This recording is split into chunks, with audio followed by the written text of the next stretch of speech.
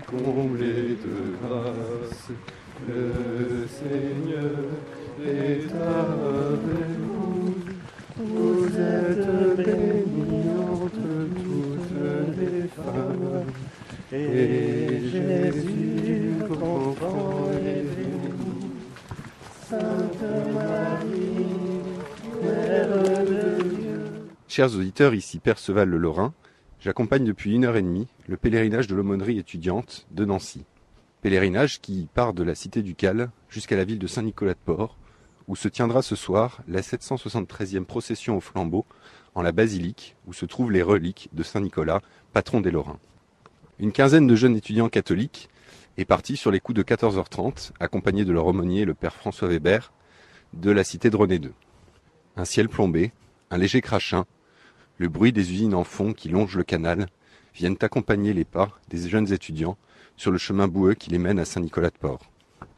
Cinquième mystère joyeux, le recouvrement de Jésus au temple. Notre Père, qui es aux cieux, que ton nom soit sanctifié, que ton règne vienne, que ta volonté soit faite sur la terre comme au ciel. Donne-nous aujourd'hui notre pain de ce jour. Pardonne-nous nos offenses, comme nous pardonnons aussi à ceux qui nous ont offensés. Et ne nous laisse pas entrer en tentation, mais délivre-nous du mal. Mon père, vous êtes l'aumônier de l'aumônerie étudiante de Nancy. Est-ce que vous pouvez nous dire un peu l'historique de ce pèlerinage de Nancy à Saint-Nicolas-de-Port ? Saint-Nicolas est un saint qui n'a strictement rien à voir avec notre région. Et c'est une des grandes subtilités de la foi catholique d'avoir des saints comme ça. Il est le patron de la Lorraine alors qu'il n'a jamais mis les pieds en Gaule, vraisemblablement. Donc c'est un saint qui était évêque de Myre en Turquie actuelle, qui a sans doute participé au concile de Nicée et qui a, après sa mort, un de ses premiers miracles connus, c'est qu'il a repêché des marins et libéré aussi des hommes. Ça, il le faisait déjà comme évêque, et libérer des hommes de prison pour leur donner un vrai jugement. Donc il a été le patron des marins. Et les marins italiens l'aimaient beaucoup. Et quand la Turquie a été envahie par les Turcs, les marins de Bari, au XIe siècle, ont été chercher les reliques de Saint-Nicolas. En gros, les ont volées là où il était pour les ramener à Bari. Et je ne sais plus les circonstances historiques, mais il y a une relique de Saint-Nicolas qui a été transporté en Lorraine, donc on dit que c'est une phalange, un de ses doigts avec lequel il bénissait, qui a été donc ramené en Lorraine, dans la ville de Port, qui est devenue plus tard Saint-Nicolas-de-Port. Le fait que Saint-Nicolas soit patron de la Lorraine, patron des enfants, patron des étudiants, un peu partout en Europe d'ailleurs, c'est dû à son succès, entre guillemets, dans les miracles qu'il a fait après son arrivée en Lorraine. C'est-à-dire on demandait par exemple la résurrection des enfants en allant là-bas. Le fait que Saint-Nicolas soit connu pour ayant ressuscité 3 enfants mis au saloir par un boucher, c'est une légende qui vient d'une icône. L'icône représente le miracle de Saint-Nicolas allant chercher des naufragés. Les naufragés sur une icône sont représentés en petit par rapport au personnage principal. Et ils sont dans une barque qui ressemble fort à un tonneau. Et du coup, les Occidentaux, voyant cette icône sans connaître les codes de l'icône orientale, ont cru que c'était 3 enfants qui étaient mis dans un tonneau, vraiment. Et c'est là que s'est forgée la légende du saloir. Et comme c'est lié au fait que Saint-Nicolas, forcément, on lui demande beaucoup de miracles pour les enfants, en particulier les enfants mort-nés, pour qu'ils les ressuscitent et qu'on les baptise. Saint-Nicolas est lié à l'enfance en fait. Il est lié aussi au monde étudiant. Alors ça c'est particulièrement dans les pays germaniques. Il y a des grosses fêtes de la Saint-Nicolas en Belgique par exemple, ou en Allemagne ou au Luxembourg, qu'on connaît moins en France pour le coup. C'est assez symbolique, vous dites que les enfants de l'icône sont représentés dans un saloir. Est-ce qu'il y a un lien du coup avec les mines de sel de Saint-Nicolas-de-Port ? Le sel de Saint-Nicolas-de-Port est peut-être pas d'abord alimentaire, j'en sais rien en fait. Mais il faudrait creuser. Mais à mon avis, ça paraît difficile, c'est-à-dire il n'y a pas d'autre moyen de conserver la nourriture et la viande en particulier que par le sel. Hein. D'où le petit salé alsacien que je vous conseille, chers auditeurs. Pour en revenir à ce pèlerinage précis de l'aumônerie étudiante, ça fait combien de temps qu'il existe ? J'ai toujours connu avec plus ou moins de succès. Il y a eu aussi des pèlerinages à Sion. Comme tous les pèlerinages, je pense qu'il a eu un regain assez récemment, parce que maintenant la mode est au pèlerinage, donc on ne fait pas exception. Maintenant, je vais vous expliquer le motif du pèlerinage lui-même. Pourquoi le pèlerinage a lieu ? C'est un seigneur de la région, exactement originaire du village de Réchicourt, le sire de Réchicourt, qui est parti en croisade et qui s'est retrouvé prisonnier des Sarrasins. En tant que Lorrain, il a prié Saint Nicolas de le délivrer. Et il s'est retrouvé devant l'arlique de Saint Nicolas avec ses chaînes. Les gens, au départ, n'ont pas évidemment cru que c'était lui qui revenait. Mais il avait quand même des chaînes qui ont été extrêmement difficiles à enlever. Et ces chaînes font partie de cette procession. Donc il a décidé, lui, avec toute sa famille, de remercier Saint Nicolas à la date d'anniversaire où il s'est retrouvé devant ses reliques, qui était donc le 6 décembre, ce qui a donné sa fête en fait, de Saint Nicolas. Tous les ans, on va en procession avec un peu la famille de Réchicourt. Il y a toujours quelqu'un à la basilique qui représente le sire de Réchicourt. Il y a les chaînes qui sont présentes dans un reliquaire. Et on remercie Saint Nicolas pour ce miracle, et on en demande d'autres évidemment. Ça date de quand alors ? Ça, du 12e je pense, 12 ou 13e, dans les dernières croisades apparemment. Et c'est depuis ce temps-là qu'il y a les processions au flambeau ? Exactement, ouais. Alors, avec plus ou moins de succès, c'est-à-dire que là, depuis quelques années, on voit un regain d'intérêt, c'est-à-dire qu'il y a plusieurs milliers de personnes qui viennent, alors qu'il y avait quelques centaines il y a encore, une vingtaine d'années, quoi. C'est incroyable. C'est vraiment de la dévotion populaire. Il y a tous les âges, toutes les classes sociales, et c'est assez rare dans l'Église catholique aujourd'hui en France. Est-ce que vous pouvez nous décrire brièvement le trajet qu'on fait le long de ce pèlerinage ? Qu'est-ce qu'on croise comme paysage, comme ville, comme monument, etc. Le pèlerinage de Nancy à Saint-Nicolas-de-Port est essentiellement industriel. Forcément, puisqu'on longe le canal, ce qui est la route la plus rapide possible. Et le canal va d'un site industriel à l'autre. Donc on sort de Nancy par Jarville, la Californie exactement. Ensuite, on va jusqu'à La Neuville, aux écluses de La Neuville qui sont à l'entrée de la ville. Ça s'appelait il y a très longtemps Arrentière en fait, qui a été reconstruit, d'où le nom de La Neuville. C'est là que le canal se sépare en deux. Et on continue, donc on est arrivé à la Madeleine, c'est le bruit qu'on entend peut-être derrière. La Madeleine qui est un site industriel. Il y a beaucoup de lieux en France qui portent le nom de Sainte-Madeleine. En général, c'est les lieux où il y avait des léproseries. C'est donc dédié à la miséricorde du Seigneur. On va ensuite passer à Varangéville, où il y a un autre site industriel important des salins du Midi. Et puis, il suffit de traverser après le canal et la Meurthe pour se retrouver à Saint-Nicolas-de-Port. Et là, d'ici, on voit déjà les tours de la basilique.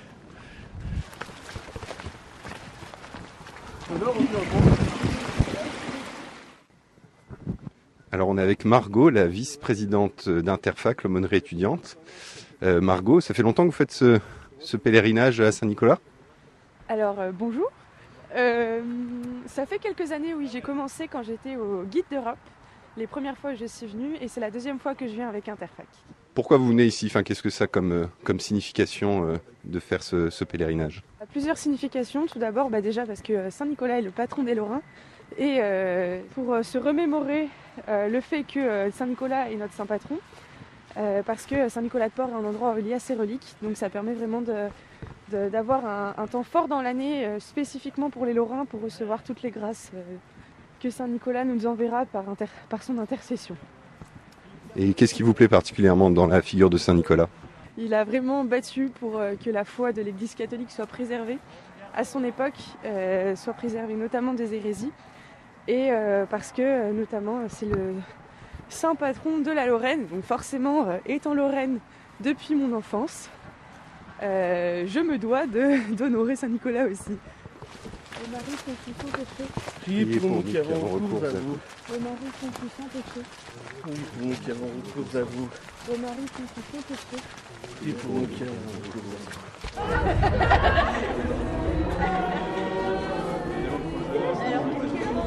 Après un bon repas avec les paroissiens, l'aumônerie étudiante a retrouvé les guides d'Europe à la sortie de la tente qui est au bord de la basilique. Et comme vous pouvez l'entendre ici, les voix s'échauffent à 1 heure de la procession.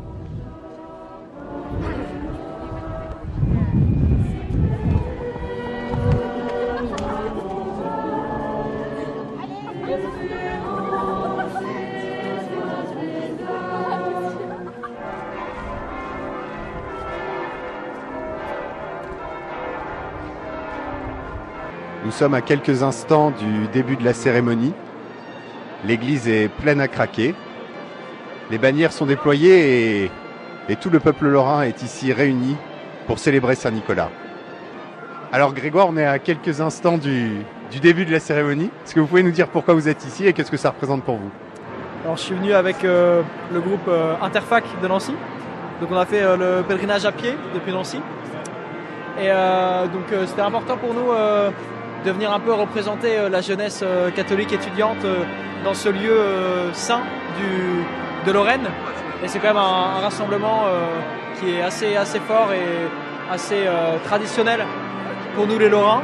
Donc on vient représenter la jeunesse et on est très content d'être ici. Et qu'est-ce qui vous plaît le plus dans la figure de Saint-Nicolas? Alors Saint-Nicolas, c'est aussi le patron des étudiants. Alors avoir un saint patron, c'est très réconfortant au quotidien. La cérémonie vient de commencer et des dizaines de prêtres, d'enfants de chœur sont rentrés en procession vers l'autel. J'aperçois Monseigneur Papin.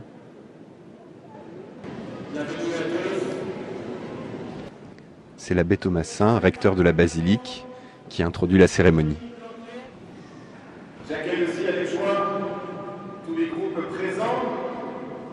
Il y a le groupe Saint-Audiche, les représentants de la paroisse San-Salvo en Italie, avec qui notre paroisse est jumelée, les chevaliers de l'ordre du Saint-Sépulcre, les scouts et guides des 3 mouvements, scouts et guides de France, scouts et guides d'Europe, scouts et guides Europa Scout. Et c'est toujours une joie d'entendre leur voix s'élancer avec ardeur en l'honneur du saint patron des Lorrains. Fêter Saint-Nicolas, c'est lui demander son aide, sa protection, la paix qui l'animait. Honorer un grand saint, c'est aussi nous tourner vers le Seigneur, car Saint-Nicolas prend notre louange pour la faire monter vers Dieu.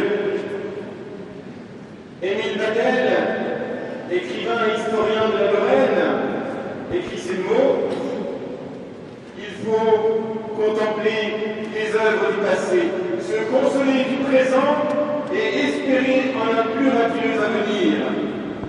Demandons la paix, la sérénité dans nos cœurs et dans notre monde troublé.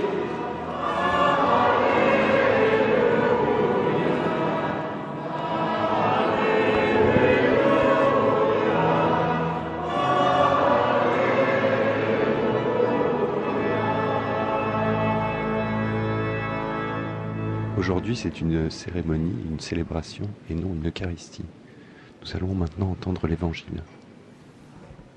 Évangile de Jésus-Christ, selon saint Jean.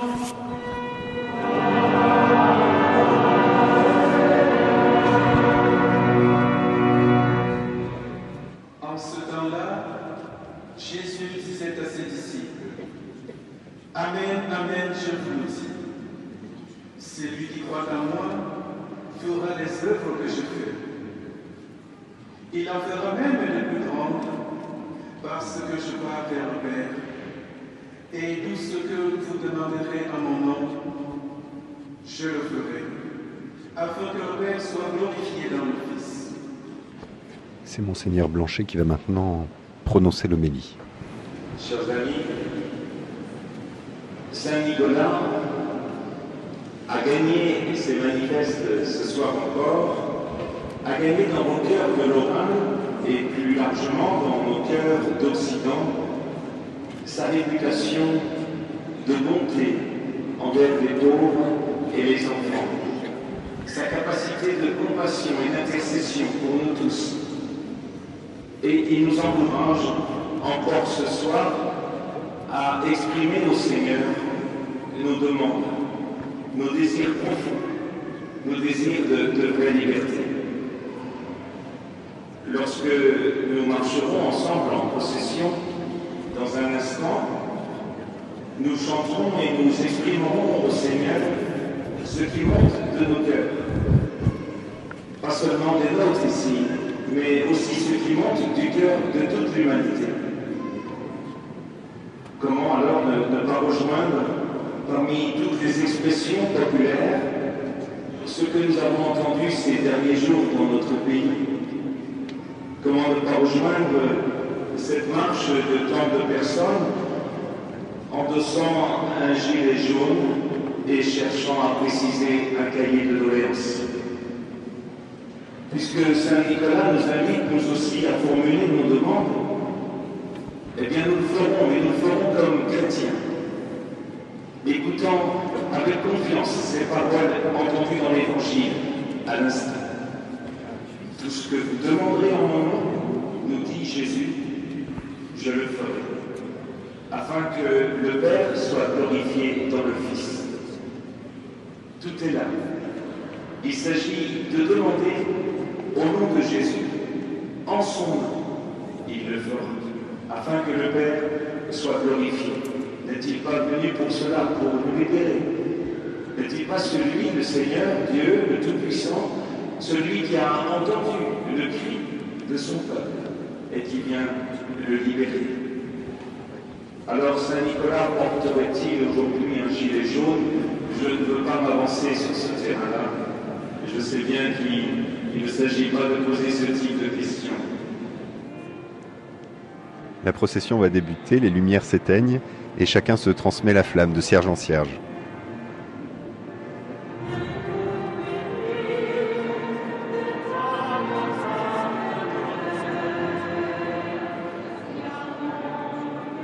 La procession a commencé par l'allée centrale.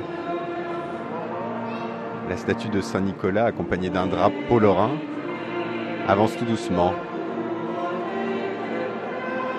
Une croix de Lorraine, de multiples bannières, et le chœur des Lorrains qui chantent tous ensemble.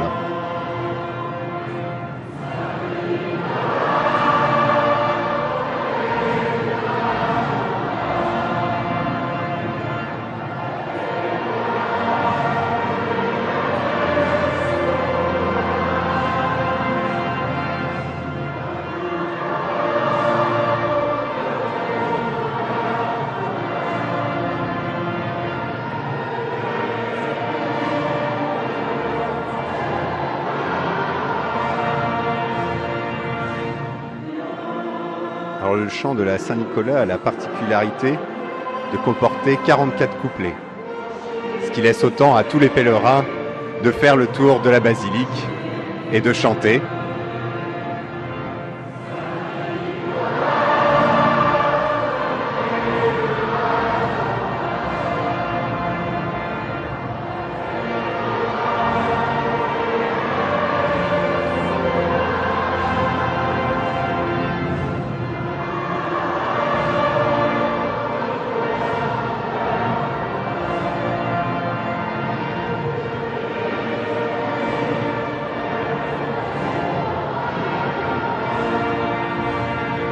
Alors, chers amis auditeurs, je ne sais pas si vous l'entendez aussi bien que moi ici dans la basilique, mais ce qui est très touchant, c'est que lors du refrain qui est chanté à gorge déployée par tout le monde, ceux qu'on entend le plus, ce sont les enfants, ce sont les scouts, et c'est la jeunesse triomphante de la Lorraine qui porte vraiment cette cérémonie d'une très grande beauté.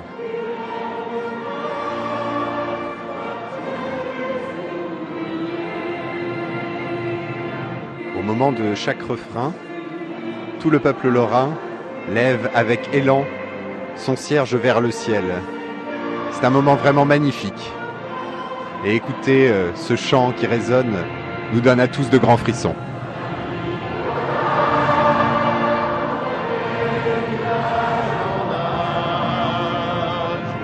A fait pleuvoir tes bienfaits souverains, bien couvre encore de ton doux patronage, tes vieux amis, les enfants des Lorrains. Dans cette fin de célébration, 4 prêtres ou diacres se tiennent aux chapelles latérales de Saint-Nicolas et de Saint-Michel. Ils imposent sur le front des gens qui le désirent la manne, cette huile qui coule du tombeau de Saint-Nicolas à Bari. Et ils disent que Saint-Nicolas vous protège et vous bénisse. Le reliquaire est également exposé devant l'autel et les gens viennent le toucher, se signer, s'incliner ou même l'embrasser.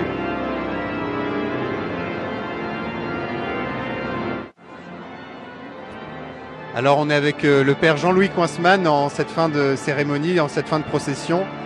Mon père, je crois que cette cérémonie avait un intérêt particulier pour vous depuis la mort de votre cousin qui était recteur de la basilique. Est-ce que vous pouvez nous dire un peu ce que vous avez ressenti durant cette célébration ? Bien, beaucoup d'émotions, comme vous le disiez, le précédent recteur qui est décédé il y a un peu plus d'1 an maintenant était mon cousin.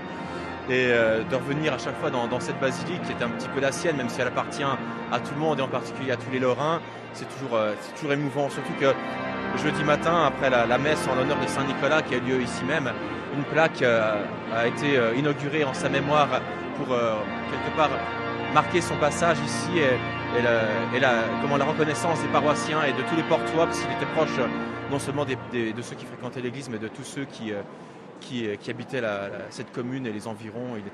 Il avait essayé vraiment de se rendre proche de tous et de toutes.